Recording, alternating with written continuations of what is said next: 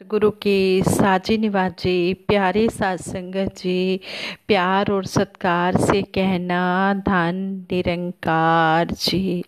अपना बना के तूने एहसान कर दिया है, ये तेरा शुक्रिया है।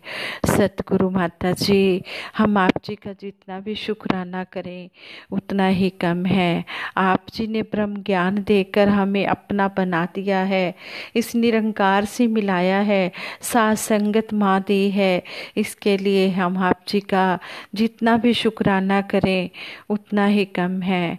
शुक्राना करने के लिए हमारे पास शब्द भी नहीं है। सतगुरु माता जी हमें हर पल यही समझाते हैं कि एक चुप सो सुख। हम जब एक चुप रहते हैं तो हमें सो सुख मिलते हैं। कहने का भाव यही है कि जब घर में कोई बात हो भी जाती है तो जब दोनों ही बोलने लग जाए तो बात बढ़ जाती है, लेकिन जब एक चुप हो जाता है तो बात वहीं पर ख़त्म हो जाती है। सतगुरु माता जी भी हमें यही समझाते हैं और संपूर्ण हरदेव वाणी में भी सतगुरु बाबा हरदेव सिंह जी महाराज हमें समझाते हैं, निरंकार ये मौन है कितना, हम भी कम बोला करें, तोले बिन रसना से अपने हम कुछ ना बोला करें। कि निरंकार ये कितना मौन है और हम भी इसी तरह मौन रहें और हम बिना सोचे समझे कुछ भी ना बोलें और इस तरह हम अपने घर परिवार को स्वर्ग बनाते चले जाएं। एक चुप सो सुख। ऐसे ही दासी एक स्टोरी आप जी के चरणों में शेयर करने जा रही है, आप जी परवान करें। साध संगत जी कहते हैं, जब गर्मी की छुट्टियों में एक बहन अपने बच्चे को लेकर अपने मायके गई और मायके से होकर जब अपने ससुराल में आई तो उसने आते ही अपनी सासू माँ के चरण स्पर्श करते हुए कहा, नमस्ते मम्मी जी। आगे से सास बोली, नमस्ते बेटा, खुश रहो, आ गई मायके से, मेरे बच्चे कहाँ हैं, दिख नहीं रहे, यानी कि मेरे पोते पोती कहाँ पर हैं, दिख नहीं रहे। आगे से बहू मानवी ने कहा, वो गाड़ी से सामान उतरवा रहे हैं अपने पापा के साथ। तभी दौड़ते हुए काजल और यश आ गए। काजल और यश ने भी आकर अपनी दादी को नमस्ते की, उनसे मिले और कहा, दादी कैसी हो आप, हमारी याद तो नहीं आई। आगे से बच्चों की दादी ने कहा, नमस्ते मेरे सोन चिरोटो, मैं तो अच्छी हूँ, ये तुम लोगों को क्या हो गया, इतने भले चंगे गए थे, इतने दुबले कैसे हो गए, हमेशा नानी के घर से थके हुए ही आते हो, वहाँ कुछ खाने पीने को नहीं मिलता क्या।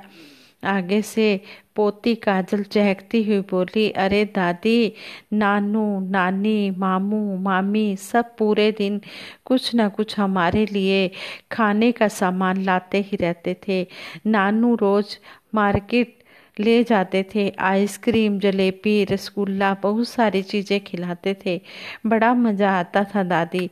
नानी ने तो यश भैया के फेवरेट आलू के परोठे देसी घी के लड्डू भी बनाए, हम लेकर भी आए हैं और आपको हम दुबले लग रहे हैं, कमज़ोर लग रहे हैं, आप भी ना दादी देखो देखो हम कितने मोटे हो गए हैं। आगे से दादी ने कहा, हाँ हाँ दिख रहा है, मेरी भी आंखें हैं, कैसे चेहरे मुरझा गए हैं मेरे बच्चों के। आगे से अपनी बहू मानवी से कहा कि मानवी, अगली बार से बच्चों को अपने मायके लेकर मत जाना, हमेशा कमज़ोर ही होकर आते हैं तेरे मायके से, लगता है कुछ खाने पीने को नहीं मिलता मेरे बच्चों को वहाँ पर, और देखो रंग भी कैसा काला पड़ गया है, पूरे दिन धूप में खेलते होंगे, कोई ध्यान नहीं देता होगा, तेरे भैया भाभी तो नौकरी वाले हैं, तेरे पापा भी दीवाने चले जाते हैं, घर में बचा कौन, तू और तेरी बुजुर्ग माँ, जिनको खुद ही इतनी बीमारियां हैं, वो क्या ध्यान देती होंगी, एसी भी नहीं है तेरे मायके में, तभी मेरे बच्चे कुमला गए, अब नहीं जाने दूंगी इन्हें, तू चली जाया करना। सास विमला जी सब एक ही सांस में बोल गई। मानवी की आंखों से आंसू आ गए। फिर हिम्मत जुटाकर बोली, मम्मी जी, पहली बार आपके सामने बोल रही हूँ, कुछ गलत बोलूँ तो माफ़ कर दीजिएगा। आपने सही कहा, मेरे मायके में एसी नहीं है। माँ पापा अपने कमरे में खुद कूलर के सामने नहीं सोते थे, यश और काजल को सुलाते थे। रात में माँ उठकर देखती थी कहीं बच्चों को ठंड तो नहीं लग रही, उन्हें चादर ओढ़ाती थी। कभी आपने रात में उठकर देखा है बच्चे कैसे सो रहे हैं? पापा ने हमारे वहाँ आने से पहले ही मच्छरदानी लगा दी थी, कहीं बच्चे बीमार ना हो जाएं, बरसात का मौसम है। भाभी ने हमारे लिए 15 दिन की छुट्टी ले ली, जो छुट्टी उन्हें अपने बच्चों की देखभाल के लिए मिलती है वो उन्होंने मेरे बच्चों के लिए ली, कि दीदी और बच्चों को अकेलापन ना लगे और किसी चीज़ की प्रॉब्लम ना हो। बच्चों के साथ बच्ची बनकर खेलती थी।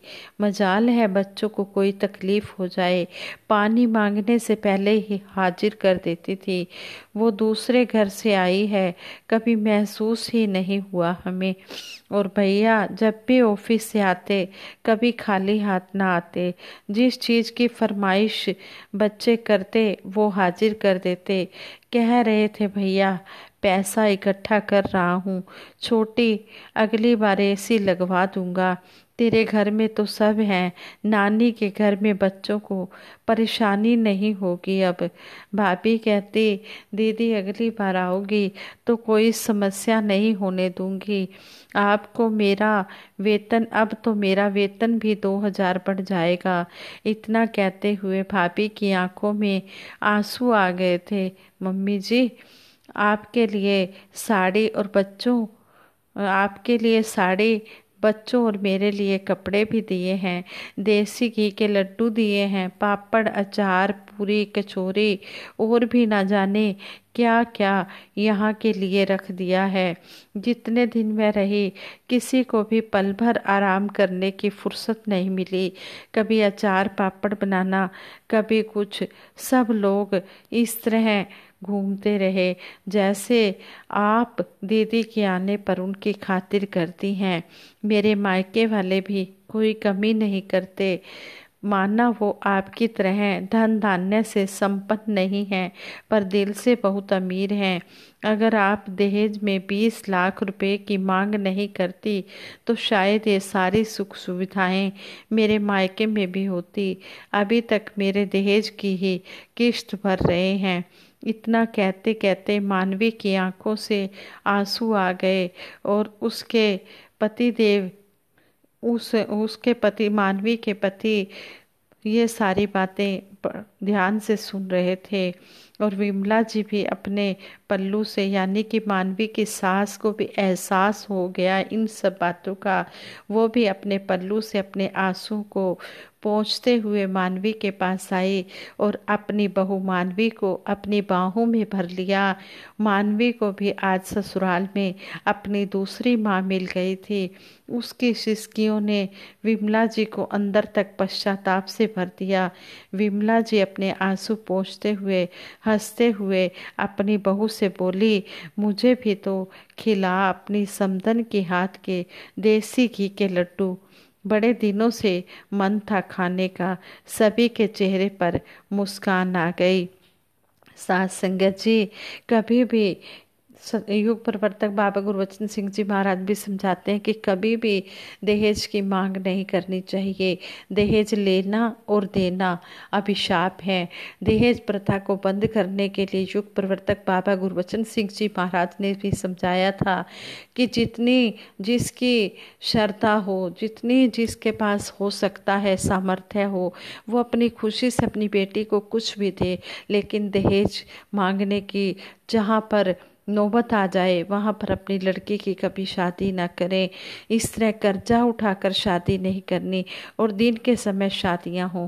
ये दो देने बाबा जी ने दी थी कि सादा शादियां हो, दिन में शादियां हो और नशाबंदी ना हो, कहीं पर भी ये शराब वाली बात ना हो, नशा ना कोई करे, नशे से भी घर बर्बाद हो जाते हैं, और दहेज लेना और देना ये भी बंद हो।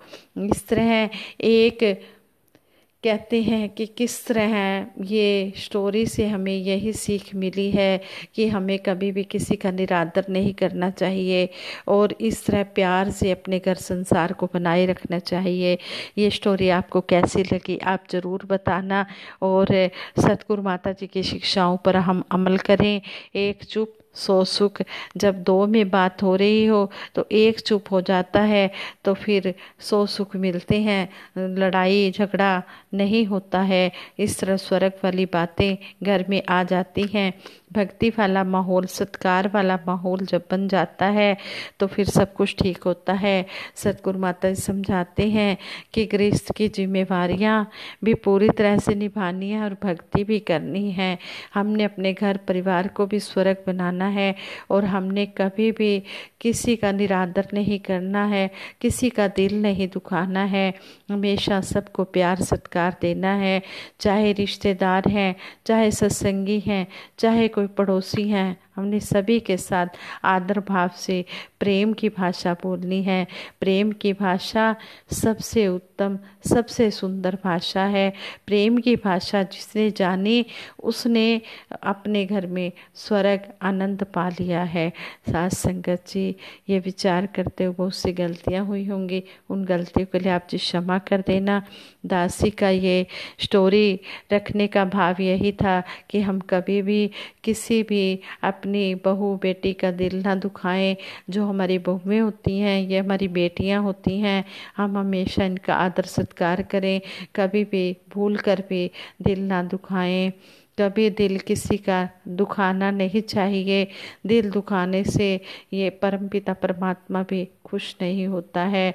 और इस तरह हम अपने घर को स्वर्ग बनाएं। साथ संगत जी, प्यार से कहना, धन निरंकार जी।